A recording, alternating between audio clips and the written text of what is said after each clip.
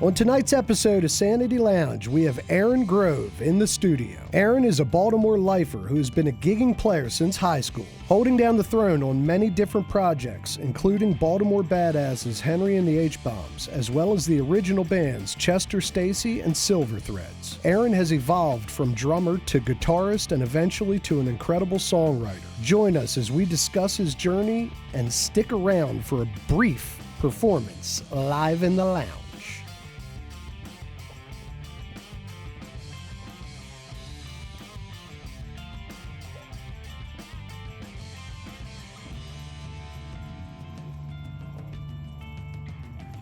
Been a while. Welcome to Sanity Lounge, Baltimore. I'm so happy to be here with my old friend, Aaron Grove, lifer drummer, Westminster Owl. Westminster Owl, if you will. But not just a drummer, a musician of all sorts, as we'll deep dive into with various projects from Chester Stacey, which I don't know if you even we haven't talked about yet. It's interesting. No. And Chester Stacey. it was a project. We'll get into it. Yeah. But a lot of good stuff, and lifelong friend. It's been a long time, and I'm happy as hell that you're here. Yeah, thanks for having me. That's It's happy fun. to meet you. Yeah, I good just to met meet you you. for the first time, which we run in the same circles and know the same people, but I don't think we can't say that we've never met. I would We may say have met. many years I'm older ago. than you guys. Yeah. Yeah. I graduated in 93. You said what, 92? Yeah. I mean, that Okay. technically is older. Yeah, Aaron, Dude, keep you're in just a mind, the real old guy here is Chris. Yeah. The We won't producer. forget that. Now, let's not forget that. But anyway, it's That not makes about it him. feel better. It's about you. Right. Yeah. So let me just start off. First of all, my memory is a pile of turds. We use friends for remembering events. Right. Yeah. We have Grabowski is Yeah, a he's a steel good one. trap for memory. I don't know why. Yeah. But one of the earliest memories of drums I have are from Aaron Grove. And we were on an elementary school bus, okay? Now, you were a couple years older than me or whatever, and we were only on the same bus for like a year or something because you were always older. But one time in my memory, you came on the bus and you out of nowhere were like, I learned all the rudiments this weekend. I And wanted I'm- to use the word rudiments, though. And I'm going, well, no, but I'm going, and at the time I had no clue what you were talking about. And you explained to me that your brother was a drummer and it's important to learn these things. And you spent the whole weekend working on them. Well, my bro was never a drummer, Is that right? but I was definitely influenced by his musical tastes because he was like a punk rock guy. It was funny, not to sidestep No, your story, please. but so your cousin Jason, his first punk rock band was Generic Youth. Right. And they rehearsed in our old neighborhood, the Ferrero's house. Right. And their first drum set was my first drum set. My brother came home one day and was like, "Where are your drums?" And I'm like, "They're in the basement." And he's like, "Okay, well, my buddy needs them." And he took my drums Oh, gosh. to Ferrero's house. And Steve Lockard played them for like a year. And I didn't see him for a long time.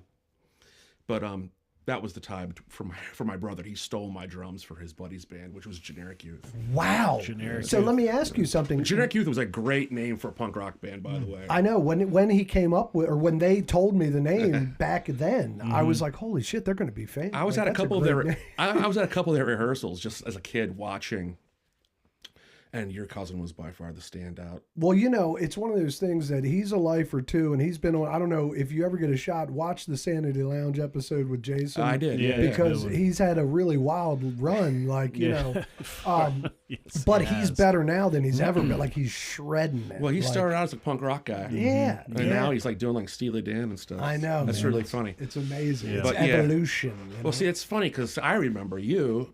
So you lived in the neighborhood, then you moved. Right. And I remember you called me one time and you were like, "Hey, Aaron, I got a drum set and I need some help like tuning them and setting them up."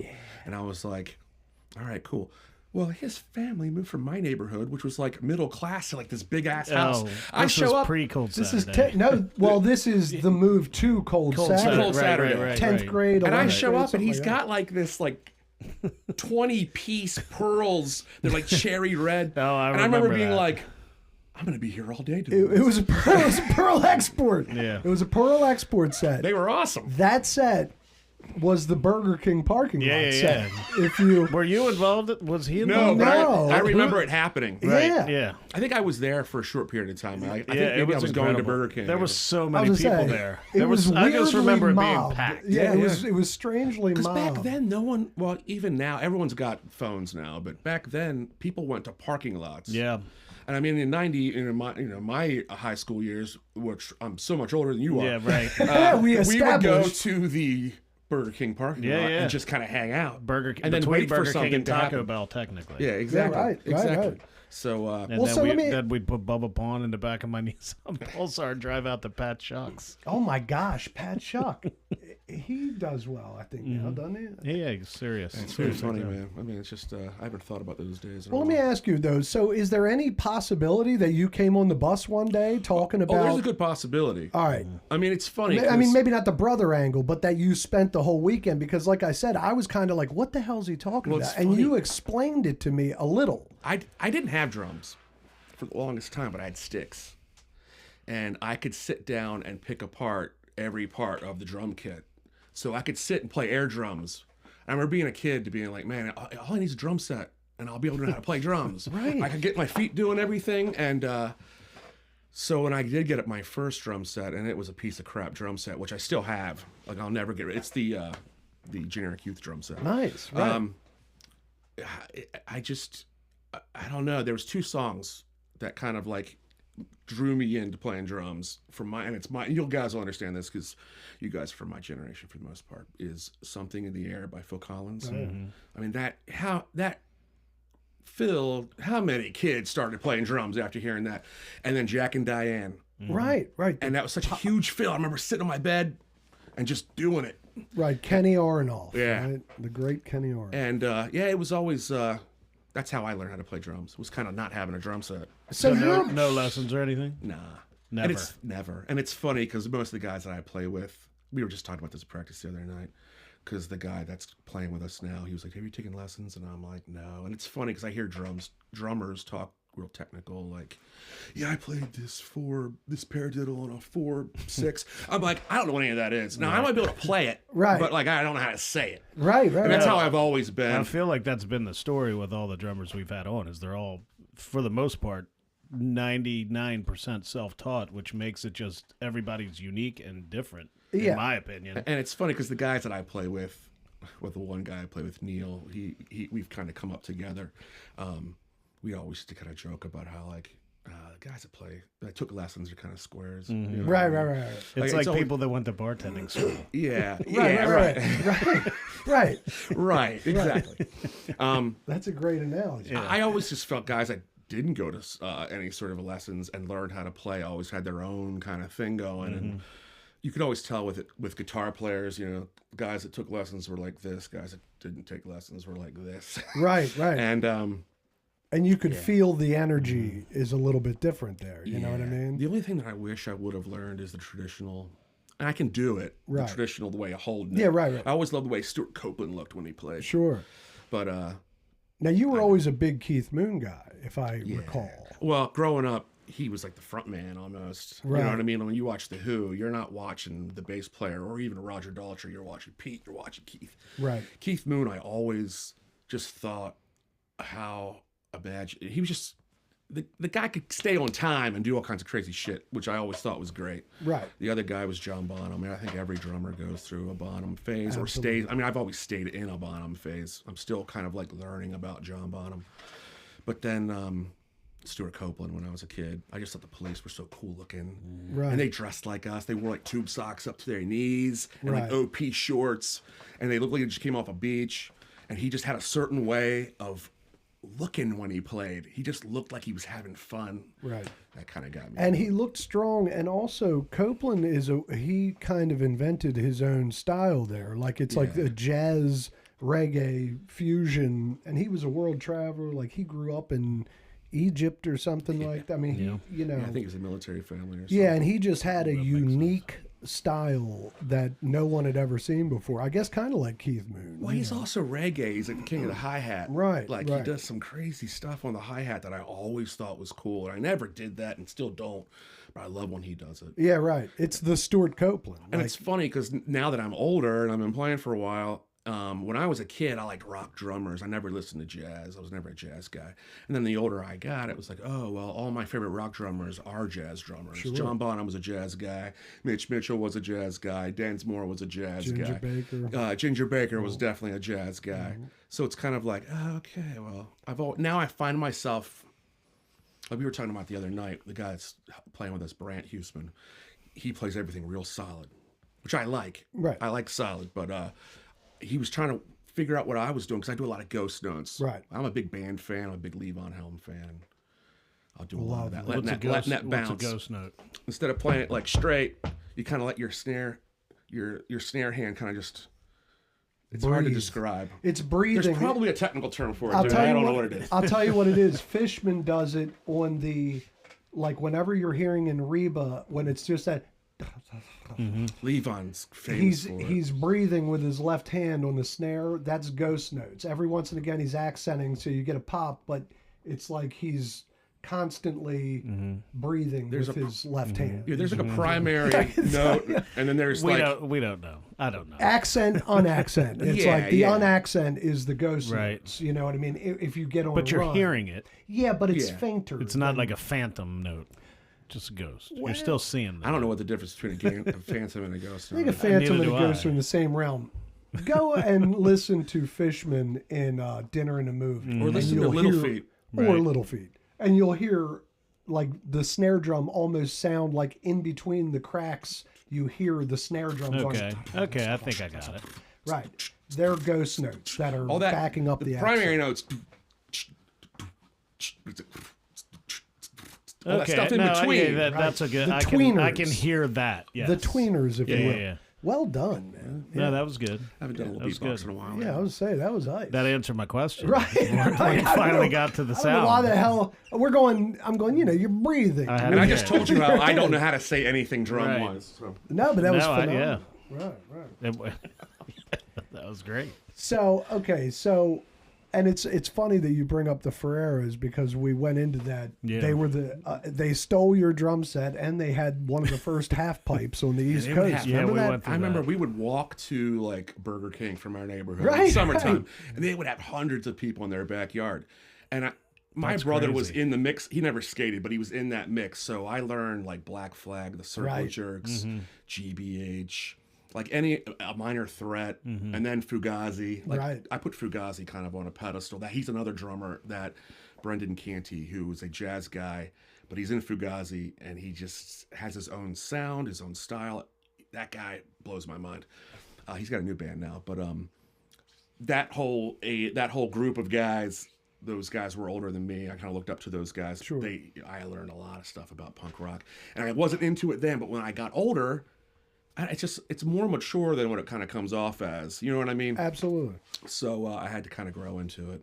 Well, we learned that with like Glass Vault. It's like, they're on a punk vibe, but it is mature. It's like Yeah. there's a way to do it that isn't as bombastic as you probably thought in your youth. It has Right. to be or something like that. Yeah, I mean, like when you listen to Fugazi, and they're not modern. I mean, they've been going for a long time now, but they were modern for their time, and they were complex, and they would get kind of jazzy. Right.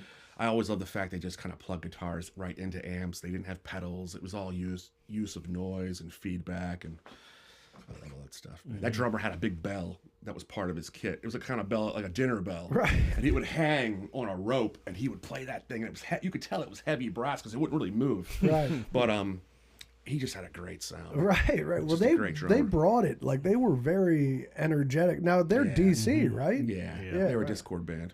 Right. Jay always talks about Fugazi. I saw them once at American University. They played a lot of free shows. They would just show up and play.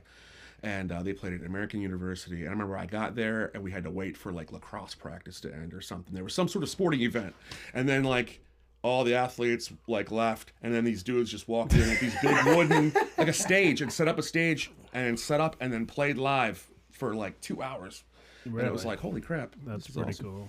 Yeah. That's awesome. But it wasn't you didn't see the show where did you see that famous picture where the lead singer's Hanging through the... No, that happened at Montgomery College, I think. I did not go to that. Yeah. That was like 88. That was like their early days. I was saying, because I always see that picture whenever you see It's something classic. about... Yeah, what a punk, I mean, icon. Like, It is. Those guys were full of energy. It was Right. kind of like the Clash almost. They come out just swinging, and it's just you don't catch your breath until they're done. right. Now, did they ever, like, tour? Or Oh, were yeah. they... Yeah, see, that was the thing. They're Is still active now or no? No, No? Ian MacKay, I don't think is doing really anything right now. But the bass player and the drummer have Oh, the bands. the Mesthetics, I think is what they're called. They're like a jazz band. They have a horn player, and they Wow. were just at the Auto Bar. Oh, really? Yeah, they play the Auto Bar pretty regularly. I think they're like local guys still. Nice. Wow, nice. Try to get them on here. Yeah. That'd be a freaking get, man. You get you get Brendan Canty. I'm coming back. And Right. I'm just gonna sit in and watch. Look, we got a lot of people. We have a lot of prospects. That's great. You know, Yeah. we're trying. That's I mean. awesome. Yeah. So let me ask you this: the Generic Youth set was your first set. You still have it. What was the progression after that? Like, So, I never had good drums until no. I'm saying like playing wise. Oh, like, playing wise. Yeah, I thought you were like, talking about gear. no, like, Well, that too. yeah. I mean, we'll get like evolve while you evolve, Yeah, but yeah. like, So okay, well, it started with, something in the air, and Nice, right. and Jack and Diane, Nice. and then I found my dad's Beatles albums, and then that kind of changed everything. And then I was listening to when I was a kid, I'm like listening to Duran Duran. That was like my band. I remember you digging Duran I love Duran. Duran Yeah, I Duran. remember that. And now it's like some of it's like, ugh, and some of it still holds up. But I found the Beatle albums, and then I kind of just went back and started doing my homework as far as where did the Beatles come from, who were their influences, and then just kind of branched out and learned about the Stones, and then Zeppelin. And Zeppelin, when I was in high school, man, I found out about Zeppelin. I went down the rabbit hole for everything. I couldn't get my hands on enough stuff that was like Zeppelin. I just love Zeppelin, and every rock drummer says that at some point. I feel like John Bonham is always the number one drummer and all the polls and all that kind of crap. But he's got it's like guitar players with Hendrix right. that or Eddie Van Halen. They're chasing a tone. They're That's like, I want my stuff to sound like his.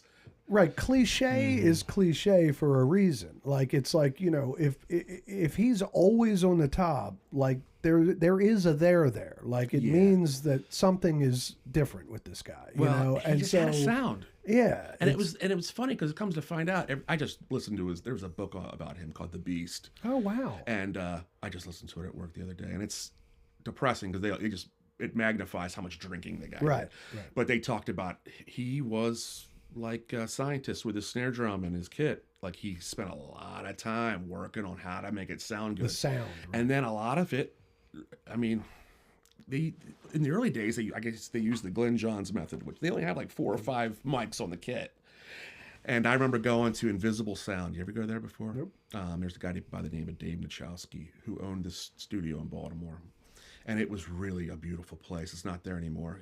Everyone got studios at home, and he kind of went out of business. I think he's teaching somewhere, but he had a really kick-ass studio. And I remember going in, and he's like, all right, well, what are you guys going for here? And I'm like, I'm a big John Bonham fan. I was like, can you do the Glenn Johns method on the kit? I want to hear what it sounds like. And he was just like, he's heard it from like every fucking drummer that goes in there. And he's like, well, I could do that, but it's only going to sound like John Bonham's because fucking John Bonham is playing the kit. Like, you could put John Bonham on any kit, it's going to sound like John Bonham. Right. But it doesn't work the other way around. So I was like, all right. So he put mics on every drum. It was a lesson, right?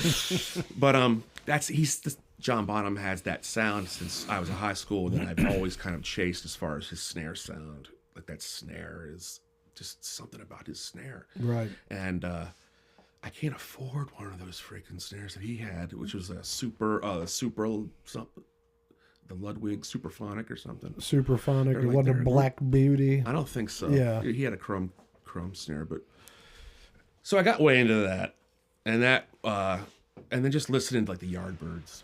Like I was a huge Yardbirds fan. Right, My well- buddy Neil and I, we were in bands together, and we would go through these phases where we'd learn the Yardbirds, and the Yardbirds had a lot of crazy jams, and that's another drummer that's completely A lot of great underrated. players in the Yardbirds Oh, too. yeah. Yeah.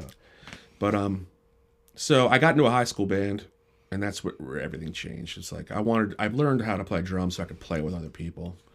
And that's kind of how I am now. It's like I have a hard time just going down in the basement and just playing by myself. I have to have somebody That's playing so with funny. me. So how old were you when you finally got a drum set and stopped playing the air drums? I was in 5th grade, 5th grade. and we bought a kit from our next door neighbor in the neighborhood. I was to say it had to be at some point because I remember you had pencils with you constantly through middle school. Like you Right. were rocking, dude. I just got into it. I always had Yeah. a beat in my head. I still am the same way. Like now, I'm constantly like, I'll be watching TV and my foot will be moving, and my wife will be like, "Well, what are you listening to in there?" It's Right. Because I always have Right, something that's going on. Interesting.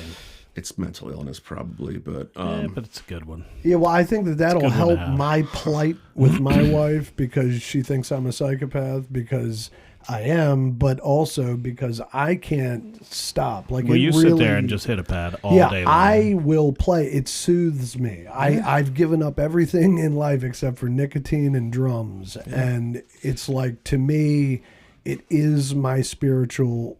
you know who Jim You know. Gordon is? Say it again. Jim Gordon. Yes. Jim Gordon was the drummer for like Derek the Dominoes. Yeah, right. And he was schizophrenic and he killed his mom.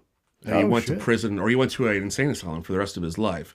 And he basically Jim was Gordon. Wow, I didn't know Jim that. Gordon's like amazing. I know he's a drummer, but I had no idea. any He's of on that. so many. He was on Lay. Yeah. He's on. He's on everything. He's on the Rainbow Connection. He did like Right. a lot of the drums for like the Muppets and stuff. But he went crazy. And he killed his. Oh shit! Sorry guys. That's that? my mom. God, I could kill her. I think you just answered. No, I didn't. I hope not. I just said I was going I to think kill you her. did. We could have put her on. No, we're good. Sorry about I that. didn't know he was the drummer for the Muppets. I didn't know any of those details Well, he's about on. him, though. He's on. Sorry. It's all right, baby. It's so funny because like. I hope it's not an emergency. Right, you're like, she'll be fine. Yeah, I mean, We'll if you see. need to call her, it's fine. No, it's fine. Text her. No, Jim Gordon was a guy who kind of went nuts, but his whole thing was that he only felt sane when he was playing the drums. That's And it amazing. was about how he would play to keep the voices out of his head. Yeah, there you go. So it's kind of like the same thing. It's Yes, like, yeah. and with drums, I've been playing other instruments in the last few years, and it all started with drums. Right. And then I went to guitar, and then I went to bass guitar, and now I've been playing piano for the last 2 years. And Oh, wow. just learn the drums first, I feel like has helped me so much.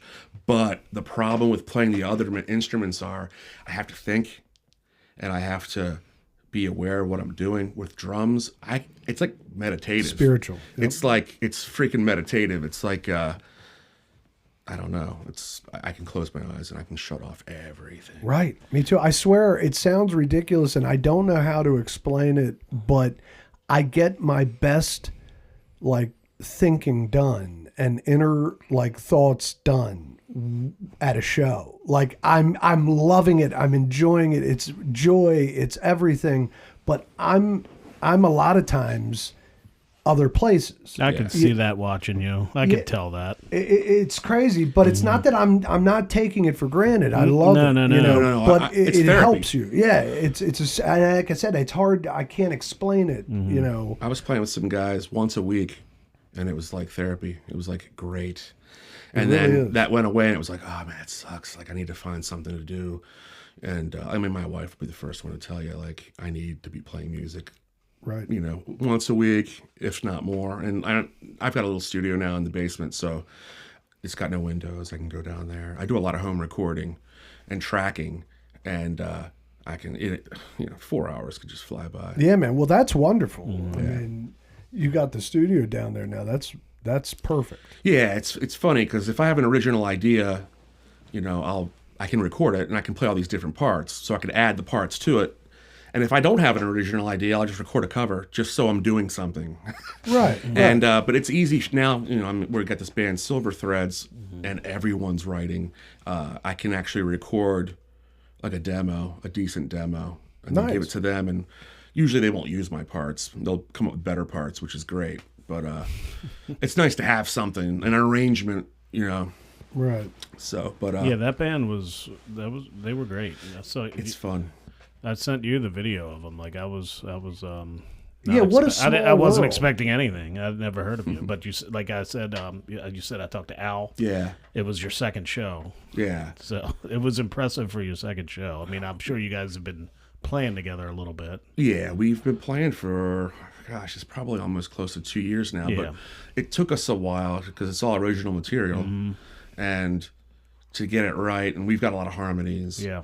And then we added Katie Amara, who is our guitar player, Johnny's sister, and she adds a lot. Just having a female vocal. Yeah. Yeah. And You know how I she's feel got a set of about that. pipes. Yeah, Woe Davis loves female vocalists. Always has, That's always cool. will. Yeah. Like, I mean, yeah, when you see a really good one, it's awesome. yeah, like he just always has been like, I like girl singers. Well, yeah. I don't- women singers. But you guys females. were jamming. I mean, that was good. Well, the thing that's funny is that we're all over the place style wise. Everyone's writing. Everyone's got different influences. Neil is the real tall, long-haired guy. He and I have been playing together since high school. So Right. he and I are like a team a little bit. And then you I got- remember the name Neil Eber. Yeah, you were kind of filling me in. Yeah, on I He's said I Westminster know guy. that you've known that dude forever. Yeah, we because lived, I remember and that Eric name. Stribe, Eric, he was our bass yeah, player. but you don't play with him still. I do.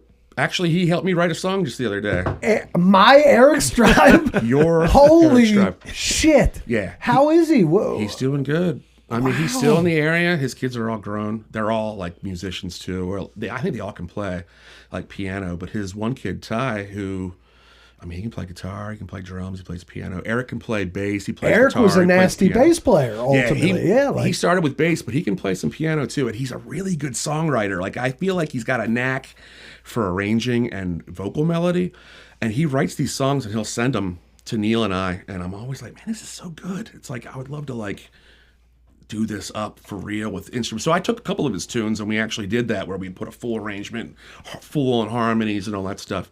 And I just had a song recently that I think the Silver Thread Band's going to eventually do. I had all the music and I was just like, I can't come up with any words. So I sent it to Stribe. I was like, here's a little exercise for you. See if you can write some words for this. You know, a week later, he sends me back full words, full melody. I went ahead and just took it, what he had, and redid it because he's not really a singer. Right. And yeah, he's still around. He's a great guy, man. Wow. He just Do you turned sing? 50. Dude. Huh? Are you a singer? Yeah. Oh, you are? Yeah. I sing the Silver Threads too. Oh, yeah. Yeah, so let's real You did. quick because we always just hop around. This is what That's we cool. do. But so I'm rambling too, so you no, can shut no. up. This is what we do. That's It's a fine. conversation, baby. You know, that's what we do. But when we came back from Florida, I only knew him as a drummer, you know, my whole life. And then all of a sudden I saw him at the mall one day when I came back from Florida and you were telling me that you had played guitar and all this stuff and you gave me a Chester Stacey CD. And so now explain to Woe like that. Chester Stacey? Yeah, right. So Chester Stacey came out of, okay, do you know who Andrew Grimm is? Yes. Star? Oh, June Star. Yeah. Okay, yeah. so he had a band back in the day called Factory Horse. Okay. And they used to play Westminster Inn. And Westminster. and there I was a used guy to see by, June Star Johansson's like every Friday. Oh, yeah. We used to play Johansson's all the time. Yeah. So there was a band called Factory Horse, and that band broke up, and there were two singer-songwriters in that band. One was Andrew Grimm, the other was Mike Mesco. And Neil was in that band. He played pedal steel. He's a pedal steel player. Nice. There's a ton of pedal steel on the Silver Threads record. He's really good. But that band broke up, so two bands formed out of Factory Horse. One was June Star, and the other was Tanglewood.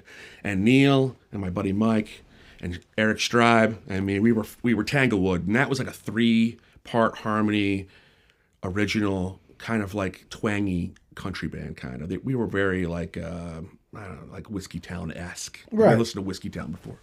And then that band, Tanglewood, eventually broke up. And then we formed Chester Stacey out of that. And we got the name Chester Stacey from Andrew Grimm had a roommate named Chester Stacey, and he was living with him. This is the story that I heard. I may be wrong. Chester Stacey was living with Andrew Grimm, but he was not on the rental. He was living there illegally. Whatever. The lease. Yes, The he was on the rental, lease. right. So Andrew Grimm had an answering machine that was like, "You've reached the home of Andrew Grimm and the Chester Stacey Wildlife Preserve." He was like in charge of this organization. But if you were calling Chester Stacey, you would know, okay, I got the right number. Right. So we decided, I don't know why we decided, but we decided to name our band Chester Stacey. Because we had this song, we made a song called Chester Stacey's Wildlife Preserve. It was instrumental. Right. And then we decided to name the band Chester Stacey. We added an E to Y so he couldn't sue us. And we actually had Chester Stacey introduce us at the Cat's Eye Pub one time. Wow. And he was not into it, I don't think. He was like, hey, I'm Chester Stacey, and this is Chester Stacey.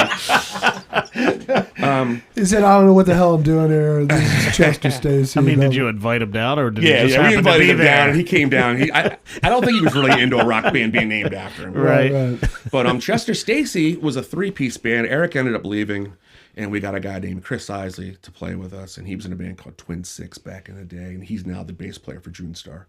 So it's very incestuous. But Chester Stacey was, we always kind of looked at ourselves as like we were like a punk rock, like it was like Neil Young meets the Black Flag. Right, that's what it vibed Neil Young with Edge. Yeah, we were very into Uncle Tupelo, which was kind of the same kind of deal. They were kind of like Black Flag. And what was the album? Was it Westminster? Westminster Life was the last one we did. We did 2 EPs before that that were a little more punk rocky, but we did a concept record about Westminster. That's what I remember. That's what you gave me, was that And got a little bit of press. We got some really good gigs with that. Is it available now? I think I have a box of them in my basement. Yeah. I should have brought some. Yeah. I'll get you one. I was give me saying, one. I feel like No, I have it's on one. Bandcamp. I put it on is? Bandcamp. Oh, okay. Yeah. I'll check it out. Yeah. All my stuff that I record at home in the basement's at Bandcamp Everything. too. Yeah, Chester Stacey. We got some really good gigs with that band. Like funny, like good conversation piece Right. openers. Like we opened up for Drive By Truckers when they came. Nice. to town. Nice. Oh, that's cool. And that was during the Southern Rock Opera, which was really cool. Yeah. And then we opened up for Bob Mould from Husker Du, and Oh, nice. Exene Cervenka from X. And Holy shit. You know who she was married to? was she married to John Doe, the guy that was in the band? No. I mean, maybe at some point. Yeah. But Exene, where Dave was the band X, it was a punk band from L.A., but Exene, the woman singer, was married for many years and has a kid with Viggo Mortensen. Oh, really? Oh, really? Yeah. Weird. Isn't that wild? Like, I know you're dropping some knowledge on me. yeah, man. now I think it's over, I think. But they were married and have kids together for many years. But Viggo, baby, who That's knew? weird. Yeah, like, Yeah. because X goes hard. They were a great band. Well, she was okay. I mean, not to knock her. We got her when she was a little older, but Oh, we yeah. played with Juliette Lewis, the actress. Dude, she Her impresses album- me. She was like Iggy her Pop. album was cool. Yeah. Dude, she was a great. It was a really. I was surprised because you don't know what you're gonna get. Right. It's like it could be like Don Johnson. or, Sure. you know. Hey, She there was some- legit. what Her wrong band with was Don, just kidding. What was the song Don Johnson had? Looking for a Heartbeat. I think was. Looking for a heartbeat. Yes. Incredible. I should not know that, but I do. It's because it's Don, baby. Well, it was funny. We opened up for her, and Neil had just gotten a new guitar, and it was a Gibson. I think it was like a Les Paul, but it had a double cutaway. You know what I'm talking about? I It was like think I think a custom or something. And he was playing it. And he was gonna go do this like Pete Townsend deal where he was gonna like hold the neck and then bang the body on the stage, and he did. And the neck just came off the freaking guitar. And Juliette Lewis is under, like, it's at the auto bar, so she's underneath the mezzanine, like backstage. She's like, did that guy just smash his guitar? And I'm walking off. I'm like, no, his guitar just broke. And some guy offered him like $50 for the parts. I'm like, Neil, do not give that guy $50. wow. Take $50 for those parts. I was like, put the guitar back together. And I think he ended up just getting rid of it, but Damn. kind of fun. Yeah, well, that's Interesting. fun. Yeah, that's cool. yeah. So Chester Stacey lasted a while, and we did play with some good people, and we talked about possibly touring, and then it was just I don't even know why it fell. Oh, Chris Isley, our bass player, moved to New York, That'll and do then I it think we every were just time. kind of like, okay, well, we don't feel like auditioning people and Right. trying to take someone from another band, so we stopped playing for a while, and we kind of all went our separate ways. And I played with I told you I played with Ronnie Youngkins for a while, which is really funny. He's a guy from Kix. Nice. And I met him through Neil and through this guy Jeremy White, who's actually in LA right now, still playing. Jeremy White was a Westminster guy. Jeremy White. He's a couple years older than me. He's got a band called The Blessings. They're in Hollywood, and he got some good gigs while he's out there too. He opened up for Mike Campbell, and there was somebody else he played with. But And I played with them for a while, and that was kind of not really. I mean, I love those guys, and I love Ronnie Youngkins. He's one of the sweetest guys. He's a great guitar player. It just they work within a box, Right. which I was like, it's cool. I like playing the Faces style. You know, the Faces and Rolling Stones are very much blues, rock and roll, but I like listening to other stuff and Right. playing other stuff. So Yeah, if you're in a gig that is just one style or just one thing, it's a little rough if you're, and that's the cool thing into about yeah. well, that's- just if you want to not, there's a lot to drum. You don't just have to drum, one style. Well, that's the cool thing about Silver Threads. Everyone's coming in such different directions. Neil's got some twangy stuff, and Johnny's very poppy, and I can be a little more like punk rocky poppy, and it's just all over the place, which is cool for a drummer. But Right. we brought in Brant, and I'm hoping that he's going to relinquish a lot of the drum duties for me, and I'll end up playing keyboards. So, Dude, so Oh, nice. Okay. small world, Brant Huseman, for those watching, shout out Brant Huseman. I just met him. Well, I didn't just meet him, but I've met him probably about 5 times now in my life. He married one of my best lifelong friends, Jen Markowitz, who's now Jennifer Huseman. Yep. shout out to Meredith Fisher. And Yep. Mary Beth, right? Meredith Fisher, baby. Love her. Rachel Fisher, Shug, all of them. But fact is that, who am I talking about? Jen. Markowitz? Markowitz, when she met, or when I resaw her, and she's Damn, like, did you "This is forget my-" that quick? Yeah, that's what I do, baby. She's like, "This is my husband, Brand." Yeah. She told us that he played in some band that played on Conan O'Brien, or something. Right. So we And they were one of the rare bands because they were invited over to like sit with Conan. Right. well, that's what I'm saying. Like when I Did looked he into play it, with them? No, No. no, but it was like they were legit. Yeah. I mean, and they they were were out signed of to Sire, which is a big deal. sure. And then I think in the '90s, I don't know if it was, they had that big merger with all those record labels. I think they got bumped. But when I met him, he was in a band called Splitsville, and we were in the studio recording Westminster Life. And that guy Dave Nashowski's like, "You want to hear something that was recorded here?" And I was like, "Yeah, that'd be great." And he put on Splitsville, and Splitsville did this concept record. And at the time, it was like an EP. There was only like 5 or 6 songs. They made it larger, but they did this thing called Pet Soul, where they basically took a lot of elements from Pet Sounds, Beach Boys, and Rubber Soul, and kind of put them together in original music. So when you listen to it, you're like, okay, they're taking this from this Beatles and this thing, the bass sound from the Beach Boys. But it was really well done. And I remember being like, holy shit, this is recorded here? Like, this sounds pro as hell. Right. And then we would play with Splitsville all the time, and they were always a lot of fun. I prank called them when they were on the radio one time too. It was the freaking best. That's hilarious. they were on 105.7 with the Kirkster. Remember the Kirkster, like in like the early 2000s? You had an Sure. afternoon show, All right. and I'd listen to enough Stern to know that like how to do a good prank call. Right. So I called in, and we were playing with them like the coming Saturday at the Talking Head. And I called and was like, "Hey guys," I was like, "Man, I love all your guys' stuff. You guys are so good, man. Every time you guys have a show, I'm there." So I'm just like reeling them in, and then I was like, "Is Matt there?" Matt's the guitar player. Now Brant has a twin brother named Matt. Right. And he was always like a little snarkier, and like I knew I could get away with doing this with him, but he wasn't there. So it was Brant was there, and I was like, "Is Brant there?" He's like, "Yeah." He's like, "Hey, this is Brant. What's up, man?" I'm like, "Chester Stacy's balls on your chin." And oh my god! So then like I show up to the Talking Head Saturday. I'm like, "I heard you guys on the radio," and they were like, "Yeah, we know you did, asshole." But I didn't make it to the air. Kirkster was like, "Oh shit!" He hit the 7-second delay button. He was not allowing that. Oh, damn. But That's a phenomenal story. I always liked those guys, and they were always really cool. And the guys in Silver Threads, Al and Johnny, they were in a band called Pulaski that we used to play with all the time. And they were cool because they put an album out when Westminster Life came out where they had I don't know who did it, but they had a comic book. When you bought their CD, it came with a comic book, and each guy in the band had a superhero. It was like a great idea. Yeah. Right. And it cost them a lot of money. I mean, it was a Right. really sweet package. And I always thought that was kind of cool. So when, I guess a few years ago, those guys started getting together with Neil, because they all live in the same area, And they were like, hey, let's just get together and write songs and see where it goes. And then Neil's like, hey, if you want to get in on this, I know you write songs. And I write songs, but I've never like really had my songs played with anyone. So it's exciting for me. And it's kind of that there's no rules. Right. I mean, I'm not saying, there's really no saying no to ideas. Right. Yet, you know. Still. Well, so now, would you say, are you the leader of Silver Threads? Is it your baby, if you will? No, I mean, it's the only band I'm in right now. Gotcha. It's consistent. I was in a cover band for a while. We used to play at the Flood Zone all the time. And that was a lot of fun. But that kind of guitar player didn't want to do it anymore. So, Right. You know who Sam White is?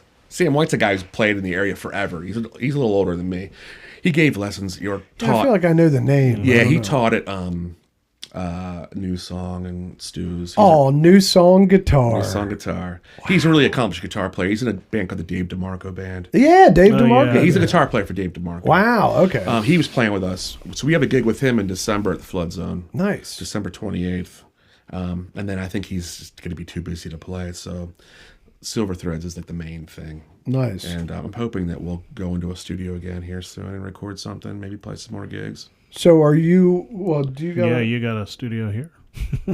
No, do you have gigs coming up with Silver Threads? Well, so Al is a part owner of Waverly Brewing, which is in, you know where that is? It's in like Hamden, right by where the old, like where Union Brewery is, where the old Pepsi Cola factory was. Yeah. I think we're probably going to be playing there in mid-December. I don't have a date yet. Cool. But when I do, I'll let you guys know. He's part owner of Waverly Brewery. Waverly Brewing, and that's in the city. We'll have to and we look practice into there. That's where our home base is.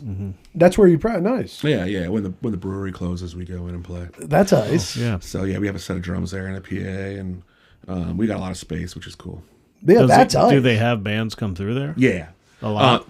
They put on shows like local bands. I don't know if they have anybody that comes through. I don't know. That's a good question. Yeah. Well, we played a place called 1919, I think. yeah, I know that. Yeah, we played there the same weekend we played the 8x10 the next day.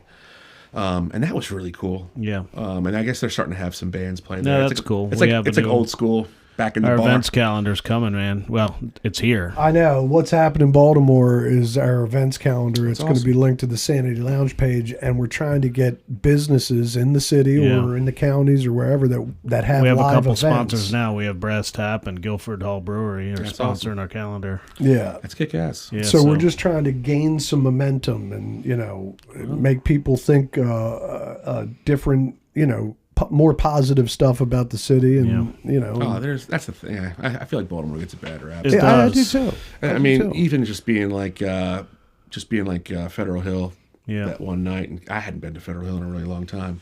I was like, man, I miss this place. It's like, it's Oh, yeah, right. It was where cool. you saw Like, his yeah, band it was- playing. Right. So I think that place is up for sale now, 8x10. It is. It's crazy. We know. Yeah, those people, they We're did a really aware. good job cleaning that place up. It was totally different. I mean, I played there. I was in a band called the Mayfields that played there. We played a David Bowie tribute show there. Chester Stacey played there, and Everybody's it was played there. It's never. awesome, right? I mean, it was cool. It's like Yeah. a legendary place, but it was never like clean. Right. It's like clean there. That Yeah. guy, he runs a tight ship, Yeah. but it's Right. a really nice place. The Well, sound's good. Yeah. It's funny. I find that with all those great venues that you hear of growing up, like I always wanted to play CBGB so bad, and then a buddy of mine played it, and It's a bit of a dump. We were in Right. Florida. He brought back like a couple pictures. This is before phones, and he's like, it was a shithole. He's like, I'm not kidding. And literally 2 years later they closed it. Right. But he was like, I mean, I can't believe my whole life I'm like, I want to Legendary play this, bands playing there. where It's just a everybody shithole. started, and it's like the size of a closet, and but that's why Yeah. I mean, it's It's so like Fletcher's. legendary. There's no Fletcher's anymore. Like I used to love going to Fletcher's to Oh, see yeah. bands, Yeah. and we used to play there too. And I used to love playing there. They had a cool backstage, and that place is gone now. That kind of Right. sucks. I mean, Right. 8x10 is kind of like one of the last places. I know I mean, you have Autobar, 8x10. Yeah, the and Auto that- Bar is still great. I mean, we used to play the Talking Head that was down off of Sarasota. It was a tiny little place, but it was cool. and you only needed like 30 people to pack it. And Right. It was always cool too. That's why I like Cat's Eye too. I like going to see bands there, and it's shocking that bands can fit on that little. Yeah. Now, is that the one that like it's many levels? No. Cat's Eye is just a tiny bar in Fells Point, like tiny. And when I say the stage, I mean like you say a CBG, like they're playing. You're fitting all your instruments like on this- like a little stage that has a rail. Yeah, a and little brass rail. Right, You right. put a four like piece that's back the one there. where Ricky and Tristan both put their drum kits up on that stage with a band. Wow. Man, it's like Johansson's. We used to play Yeah. Johansson's, and I would bring a snare, a hi hat, and maybe a small crash and a bass drum. I didn't have any toms, and there was no reason to do fills. Right. I'll do all my fills and snare and hi hat. Right, right. Hey, so have you been in there recently? It's totally Like since different. they upgraded it, that place is fantastic now. Yeah. I don't think I am. It's huge.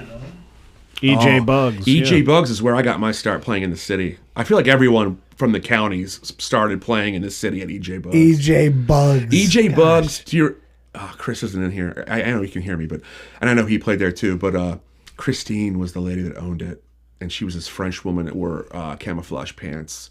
And I have a funny story about that place. We used to play there all the time, and we played there on a Saturday night, and it was like in October. It wasn't like hot outside, and like What age? we started playing there when we were underage. That's what I figured, We yeah. were like 18 when we started playing there, 19, 20. But yeah, so we were about 20 years old. We did not bring in anyone. We're from the county. We're from Westminster. Right. Nobody knows who you So are. we're playing, and at the end of the night, she was just like, "You didn't bring anybody." She's blaming us that we. and my buddy Neil was like, "Well, your place is kind of a shithole. Oh shit. Like every other bar, we're drinking beer out of glasses. Here, we're drinking them out of paper cups." And she was like, and she had a real strong French accent. She's like, "Get your stuff and get the hell out of here." And we started packing up our stuff, and Strong Arm Strive was our bass player, Eric Strive. Right. And he was like, "Well, we just played for like 3 hours. Did we get paid anything?" And she reached into the cash register, and she had like a handful like silver change, and she threw it.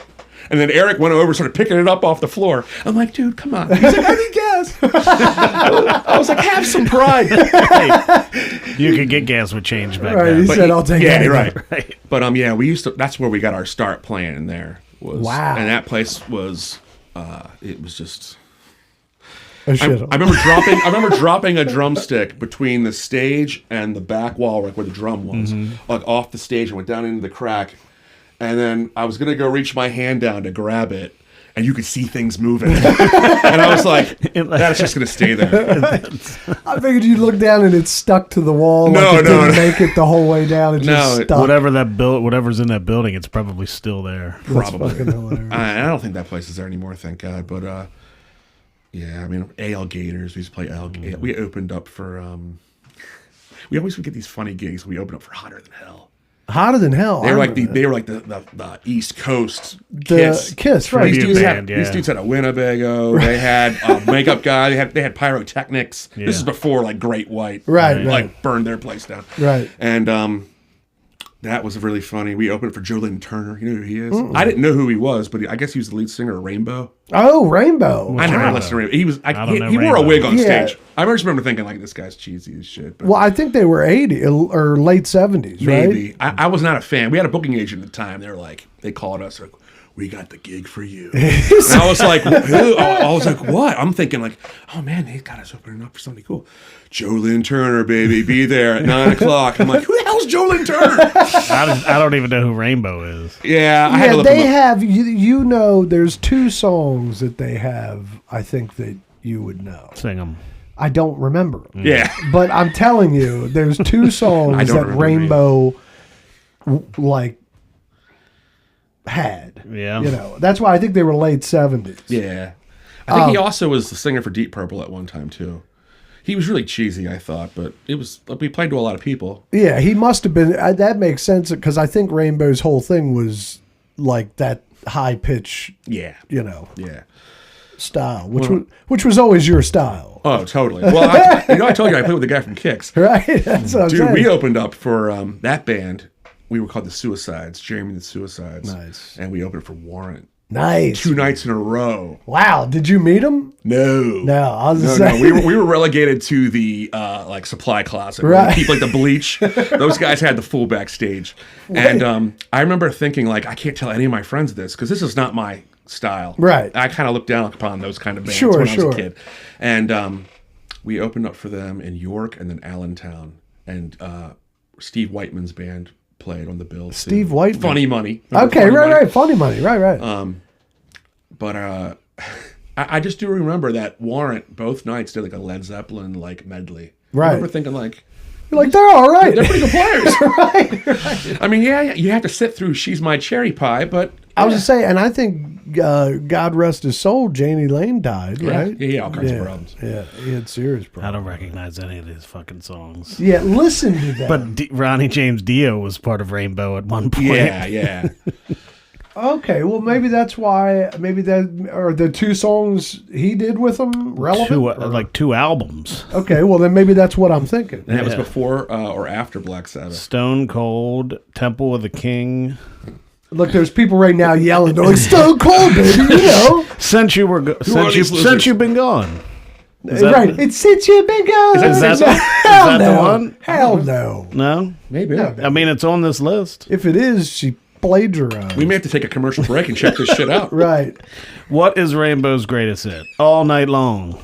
But that's not the right one. That ain't the right Man one. on the Silver Mountain, Lost in Hollywood, Jealous Lover. Okay, we All can right, move forget on. about I don't it. know. any Moving of on. those guys. Anyway, I should have never brought him up. Well, no, because I'm telling you, tonight you're going to call me and go, yeah, I know this fucking song. I'm going to go, I know, Dick Face. I just can't think of maybe. it. When I leave here, I'll have to put it on Spotify. Yeah, Right. And I I'm really gonna don't listen know. to Rainbow. I just There's know that- one or two Rainbow songs that over my life, the older guys I work with will be like, Rainbow, baby, you know Rainbow, you know, and they're like, you like Rainbow? And it's like, there's 2 songs. Yeah, that- I mean, the dude you're talking about, Joe Lynn Turner, took over in 1980. So, I mean, it's been a while. Well, Right. He wears a wig. I don't even know And if he's still apparently, alive. I mean- I think he died. Oh, really? I think but so. even, Yeah, I mean, yeah. there's band members that says since 2015, so they're fucking active. Oh, right? yeah, now. So is Skinner. right. I mean, there's like one dude in that band that was in Skinner. It's Dude, is there Actually, is there one member still? I don't Gary think so. Rossington, I think, just died. And Yeah, he was but the last of there's the no Well, finalists. Artemis Pyle's alive, isn't he? But he doesn't play Artemis in the is band. But he alive, doesn't tour but with he's them not at with all. I think he was right. on bad terms with those guys. Yeah, Right. yeah. We Yeah. saw a good line. We saw a a good- good Skinner lineup back at the time. 94 or something. No. At 95. Universal Studios. Oh, yeah, but when we lived in Florida, it was like 99. Yeah, but we saw them before that. Yeah, we saw him before Okay, that. thank but God. Gary And- Rossington, Leon Russell. not Russell. Leon Wilkinson. Wilkinson was Yeah. still there. Billy Powell was still alive. there Tickling was the Ivories. 4 members, I think we saw. And I do That's better than none. yeah, I do think one and of the- Ronnie Van Zant. one of the drummers, I Johnny Van Zandt.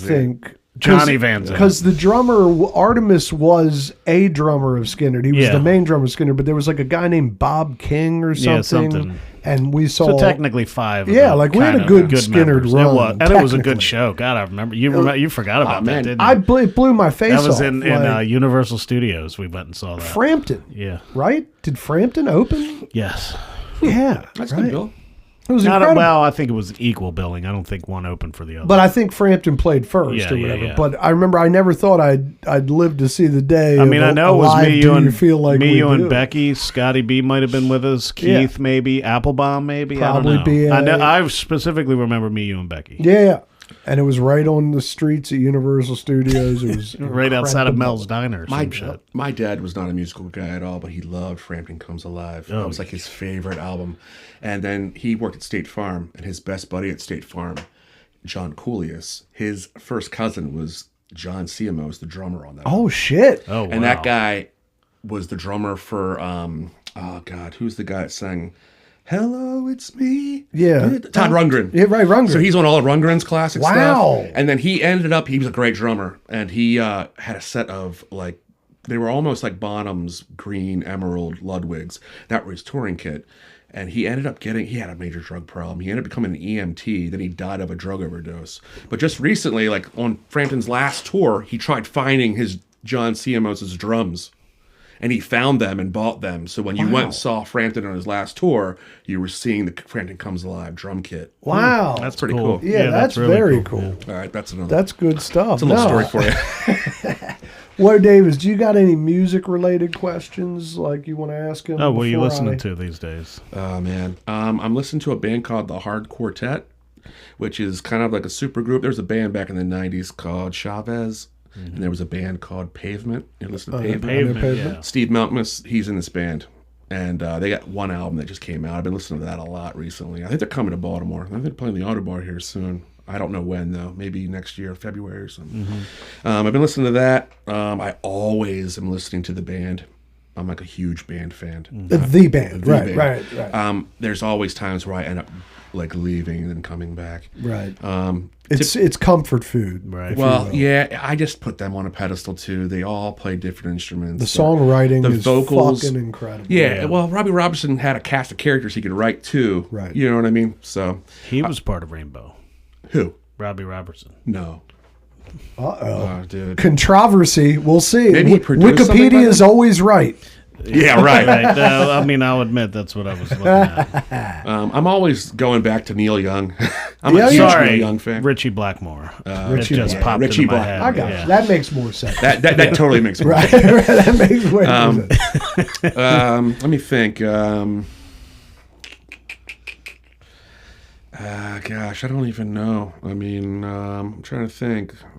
But nothing happens. It's like I mean, I had the standards. I mean, and it's funny because like I stopped listening to Led Zeppelin for so long because I just wore them the hell out. Right. Right. But now I'm like, I'll find myself going back and finding live cuts that just are like kind of amazing. We had the conversation with I don't remember who it is, but Moby Dick or Bonzo's Montreux. Moby Dick. Bonzo's Montreux is cool, but it's more studio. Mm-hmm. Like, there's clips of him playing Moby Dick live, and it sounds like the record, and it's just, he's playing with his fucking hands, and, I mean, the guy, I don't know. It's still mind-blowing just Yeah, right, watching him yeah. play.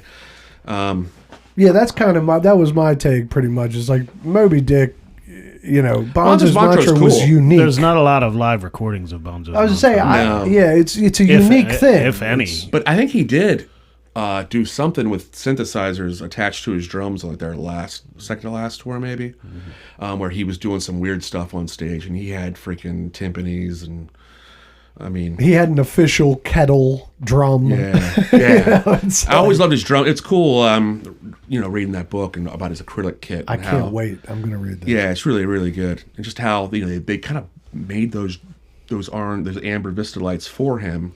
And I don't think anyone was really playing them before him. I don't Maybe think I'm there wrong. was- no, I don't think. I think you're right because I've read Led Zeppelin books before. Yeah. and they I'm pretty sure Ludwig made that set for him, and they were he huge. kind of put that on the map. And I think it also had another bass drum. And then the guys at Zeppelin were like, "Nah, you don't need two fucking bass drums." right. They're like, give me a break. But yeah, I always wanted a big kit, but then I ended up just having a smaller kit, and now I've got a 5-piece kit that I'm using. Like, so I had to settle. We would talk about gear. So I have a 65 Ludwigs, and they were silver, sparkle, but they've like faded, and Coffee's had them on consignment in like 2000, and I went in there and was just like, holy crap! I had a set of Pearl Professional DX series. They're Nice. black, and I traded them in and got these Ludwigs, and then I added a floor tom to it, which is the same size. I can't find they don't make a one that's larger of that era. But I've got another floor tom that's a 69. It's the same finish. Wow. I got really lucky finding a drum that is Yeah. the same. They both, I think a lot of people think they're like champagne, but champagne is more like pink. And they're not gold, and they're not silver. It's Right. silver that's faded, so they're kind of like pale gold. I'll show you some pictures. right. And then, but I felt guilty playing them because they're so old, and I was playing them in like punk rock clubs and stuff. And I was just like, I'm gonna fuck these drums up. So I ended up buying a set of drums from a dude in Westminster. He put them on Craigslist, and they're 84 Ludwigs, and they are the Rocker series. Nice. And it's cool because I'm sure the guy knew what he had when he sold them to me, but it was a 5-piece. They're red. Ludwig moved from Chicago to Monroe, North Carolina in '84. So this drum set's like off the first year off that assembly line. Nice. And they get a lot of bad press because, or a lot of drummers don't like them because they made them. They're like 3-ply, but they've put this epoxy on the inside of them. They look like they're flat fiberglass almost. They sprayed it with this stuff.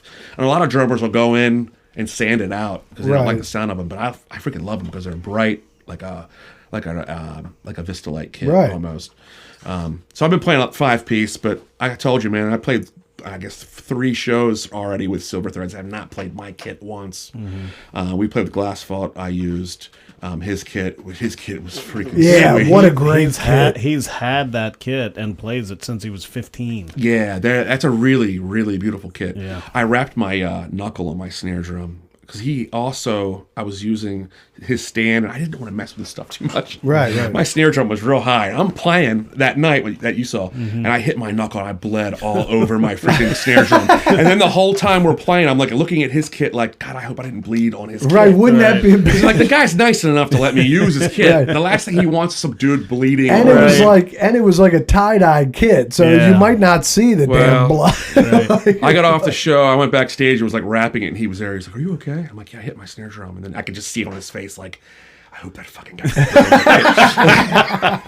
So I don't think I did. Right. Chris, thank you. Yeah, I he's don't the think I nicest did. guy. Yeah, I'm sure he wouldn't have flipped out. Yeah, But, he's got his little variety show, and the July one, he had like a drum jam where he had his kit, a couple other kits He that were had set 3 up. full drums sets, Yeah. and then he had hand drums and accoutrements And then he for just all. invited a bunch of drummers, and That's like cool. Brian came down. I got him out of Westminster for I a know, night man. down to the city. It was amazing. on a school On night. a Tuesday night, yeah. On a school night, No, nonetheless. it's pretty Oh, cool. man. The first Tuesday of every month, he does something called the Variety Show down at his studio. That's awesome. Yeah, we're talking about good vibes. Alisana. Good vibes for Baltimore. This is on Aliciana, right where Fleet and Aliciana, and Where his shop is. there's Yeah. no- yeah. I know, his I know shop. where his shop. His Yeah, shop in the is right garage. by the big boat Yeah, restaurant. right Yep. next door. Yep. Yeah. He opens Yeah. the garage. He's got a cigar Everything's lady. free. There's a You just cigar show up. lady sitting there right on the street. She's cutting cigars. There's barbecue. He's and got some stuff. comedians. He has a Interesting. band, like the band that we just had in here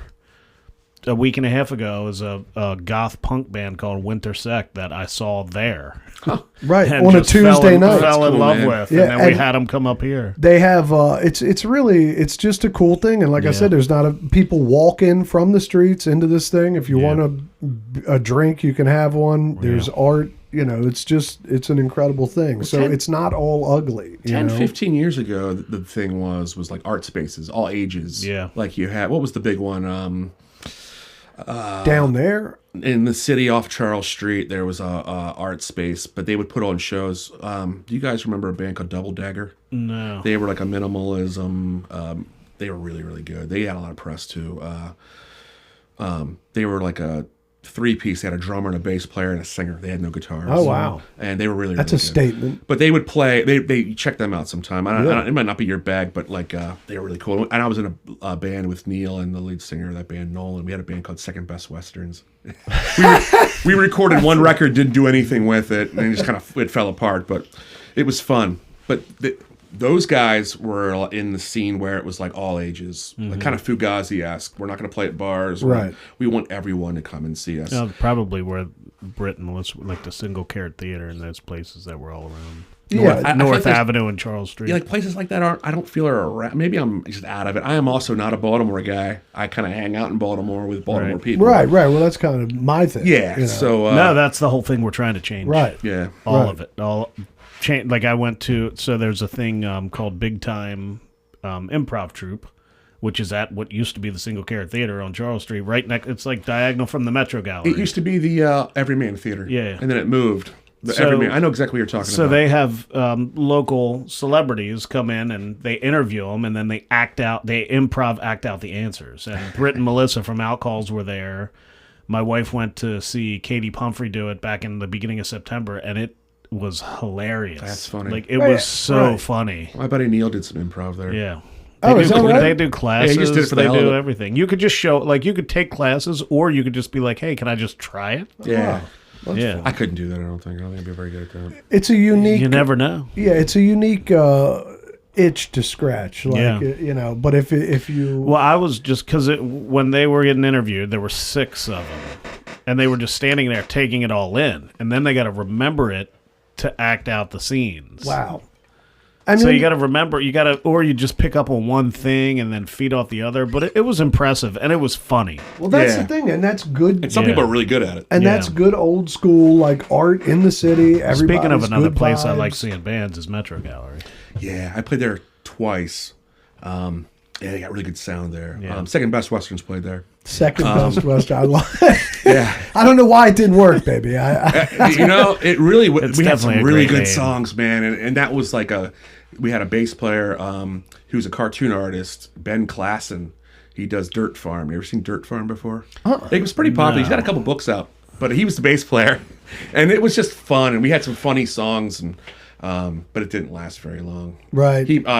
Our lead singer moved. It always ends up with someone moving. I was just saying, I had a great you band, had that, yeah. Rube Goldberg Solution. Right. We were on fire, and Ian, the bass player, moved to Colorado. It's business. What I can mean, you it do? happens, and it's But funny because then that kind of birth making waves. Yeah, I mean, it definitely, things wouldn't have worked out the way that they have if that didn't happen. Right. So God bless Ian. yeah, it's like you can't. It's funny when someone like I was in this cover band for a while, a band called Cashtown, and we were doing pretty well. It was a good money maker. Right. And that's the one thing about playing original music. You really won't make any money. But Right. if you're in a cover band, you can make a good money doing Exactly, it. right. And it was good money doing it, and it was fun. And our guitar player's like, look, I just don't feel like playing anymore. And I'm telling people, like, our guitar player quit. And they're like, oh, man, that sucks. And I'm like, what am I going to do? I Right. can't force the guy to play with me. I just don't care that much. Right. I mean, at this age, at my advanced age, Brian. Right. You see, I'm not when gonna you start get getting old. pissed. So it's like, whatever. And like you said, other things come out of things, and you never know where it's going to happen. I just know that I'll always play Right. with someone on, even if it's just getting together once a week for therapy. Right. You know what I mean? Absolutely.